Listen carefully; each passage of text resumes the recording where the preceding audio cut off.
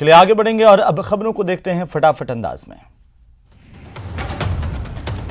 Commonwealth games में भारत को पहला पदक मिला है। वेटलिफ्टिंग में संकेत महादेव सरगर ने सिल्वर मेडल जीता है। पीएम मोदी समेत कई लोगों ने सरगर को बधाई दी है। कोटा से मेनाल घूमने जा रहे बाइक सवार 2 कोचिंग छात्र सड़क हादसे का शिकार हुए हैं। इस हादसे में बाइक सवार एक कोचिंग छात्र की मौत हो गई, जबकि दूसरा छात्र गंभीर रूप से घायल हो गया। डूंगरपुर के रामसागरा थाना इलाके के नारेली गांव में प्रेमी की ओर से प्यार में धोखा मिलने पर एक नाबालिग प्रेमिका ने अपनी जान दे दी। किशोरी ने अपने घर में फांसी का फंदा लगाकर आत्महत्या कर ली। पुलिस ने मृतका के पास से एक सुसाइड नोट भी बरामद किया है। राजसमंद के नाथद्वारा थाना इलाके में 5 महिलाएं अपहरण के डर के चलते लोडिंग टेम्पो से कूद गईं और इस हादसे में 5 महिलाएं घायल हुई हैं, जिन्हें इलाज के लिए नाथद्वारा के सरकारी अस्पताल भेजा गया। श्रीगंगानगर में किसान की चलते हुए ट्रैक्टर ट्रॉली से एक अज्ञात चोर गेहूं की बोरी लेकर के 9-2-11 हो गया। चोरी की वारदात सीसीटीवी कैमरे में कैद हुई, जिसके जरिए देखा जा सकता है कि किस तरीके से शातिर अंदाज में इस चोरी की वारदात को अंजाम दिया गया। बहरहाल किसान ने दुकानदार से जानकारी मांगनी चाहिए तो दुकानदार ने एक बार तो गेहूं का कट्टा खरीदने की बात से इनकार कर दिया, लेकिन इसके बाद में दुकानदार ने गेहूं का कट्टा खरीदने की बात को स्वीकार भी किया। अलवर जिले के बांसुर इलाके में गूंती गांव में एक रसोई गैस सिलेंडर में आग लगी। ग्रामीणों की ओर से आग बुझाने के प्रयास किए गए, लेकिन आग ने भयानक रूप धारण कर लिया। ये गनीमत रही कि आग के बावजूद गैस सिलेंडर नहीं फटा, वरना बड़ा हादसा यहां पर हो सकता था। मौके पर पहुंची दमकल ने इस आग पर काबू पा लिया।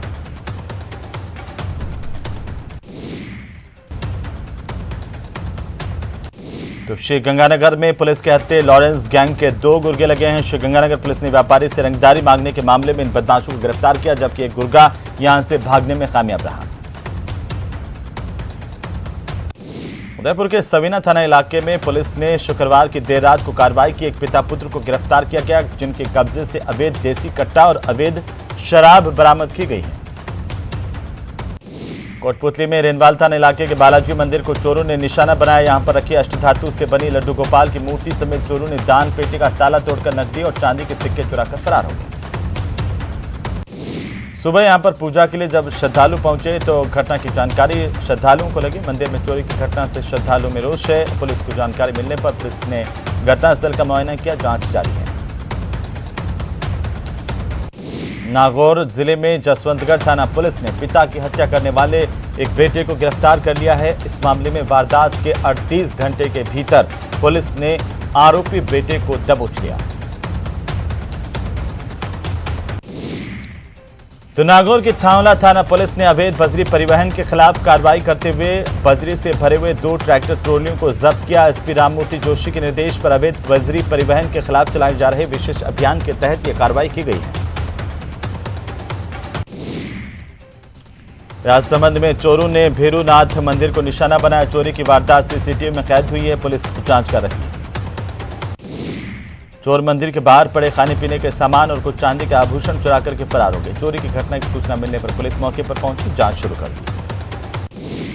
टोंक शहर में जयपुर एटीएस की टीम ने बड़ी कार्रवाई कर एक युवक को हिरासत में लिया। कोतवाली थाना इलाके के राज टॉकीज रोड पर एक घर में दबिश देकर संदिग्ध युवक को हिरासत में लिया गया। टीम संदिग्ध युवक को हिरासत में लेकर के जयपुर के लिए रवाना हुई। भारी पुलिस बल के साथ हुई यह कार्रवाई। जिले में इसे लेकर तरह तरह की चर्चाएं हैं। कोटा में एक और कोचिंग छात्र ने हॉस्टल में फांसी लगाकर के सुसाइड कर लिया। छात्र पिछले 2 महीने से कोटा में रहकर इंजीनियरिंग की तैयारी कर रहा था। मृतक के पास एक सुसाइड नोट भी मिला है।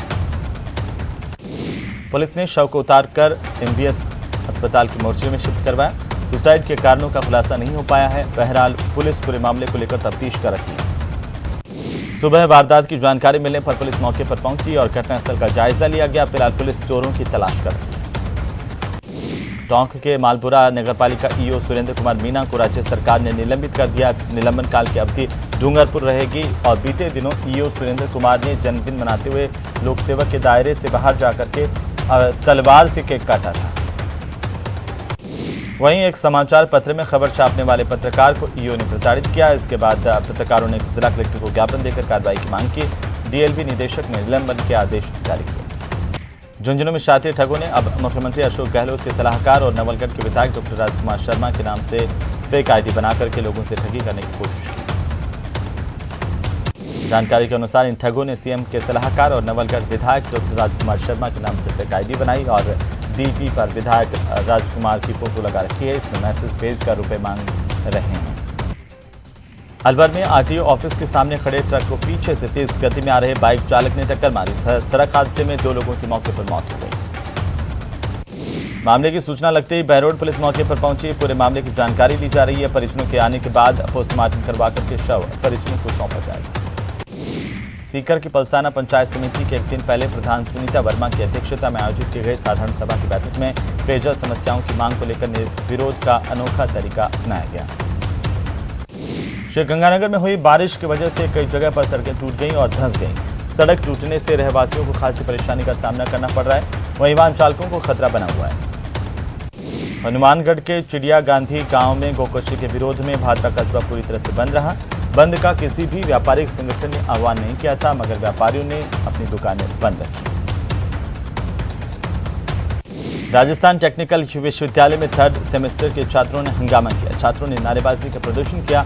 स्टूडेंट 3rd सेमेस्टर में प्रैक्टिकल बेस पर प्रमोट करने की मांग को लेकर धरने पर बैठ गए। बांसवाड़ा में कॉलेज चुनाव में कैंडिडेट उतारने के साथ आम आदमी पार्टी बांसवाड़ा, डूंगरपुर समेत दक्षिणी राजस्थान में अपनी जगह तलाशने में जुटी हुई है। विजन 2023 को ध्यान में रखते हुए पार्टी की ओर से आगामी विधानसभा चुनाव को लेकर कोशिशें तेज कर दी गई हैं। मुख्यमंत्री अशोक गहलोत बूंदी के हिंडोली के दौरे पर पहुंचे। इस दौरान हिंडोली विधानसभा अध्यक्ष डॉक्टर सीपी जोशी भी सीएम के साथ मौजूद रहे। मुख्यमंत्री ने हिंडोली नेनवा को 1500 करोड़ के कार्यों की सौगात दी। पीसीसी चीफ गोविंद सिंह डोटासरा भी कार्यक्रम में मौजूद रहे।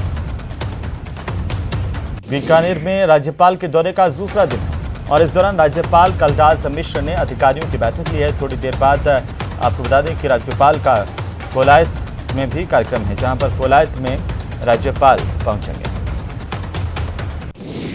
राजस्थान सरकार के कैबिनेट मंत्री शाले मोहम्मद 1 दिवसीय पोखरण के दौरे पर रहे और नाचना के नहरी इलाके का दौरा किया। कैबिनेट मंत्री के नाचना पहुंचने पर प्रधान अर्जुन राम जयपाल के नेतृत्व में मंत्री का जोरदार स्वागत किया गया। इस दौरान मंत्री शाले मोहम्मद ने कई कार्यक्रमों में शिरकत की, जनसुनवाई की और शाले मोहम्मद ने जनसुनवाई करते हुए लोगों से संवाद किया। अधिकारियों को लोगों की समस्याओं के समाधान के निर्देश भी दिए हैं। उदयपुर में पुलिस प्रशासन ने मुहर्रम जुलूस मार्ग पर रूट मार्च किया है। ये रूट मार्च 30 के चौक से शुरू होकर के विभिन्न मार्गों से होता हुआ लालघाट तक पहुंचा। रूट मार्च के दौरान जिला कलेक्टर, पुलिस अधीक्षक समेत कई अधिकारी मौजूद रहे। इस दौरान जुलूस के मार्ग में आने वाले व्यवधानों को दूर करने के लिए भी आवश्यक दिशा निर्देश दिए गए। उदयपुर के लसाड़िया इलाके में स्थित कुंड कस्बे को ग्रामीणों ने बंद रखा। दरअसल कुंड कस्बे में मंदिर समेत कई घरों में पिछले कुछ दिनों से चोरी की वारदातें हुई थी और ऐसे में ग्रामीणों में आक्रोश है। ग्रामीणों ने पुलिस प्रशासन से जल्द चोरों की गिरफ्तारी की मांग की है। भरतपुर जिले की डीग के गांव पसोपा में संतों के आंदोलन के दौरान बाबा विजयदास के आत्मदाह से पहले एक वीडियो सामने आया। बाबा विजयदास वीडियो में कई बार ये कहते हुए सुने जा सकते हैं कि अब संतों के पास सिर्फ करो या मरो का विकल्प बचा है। चूरू के सुजानगढ़ में ज्वेलर्स की ओर से सुसाइड मामले को लेकर के मृतक के परिजन बगड़िया अस्पताल के बाहर धरने पर बैठ गए।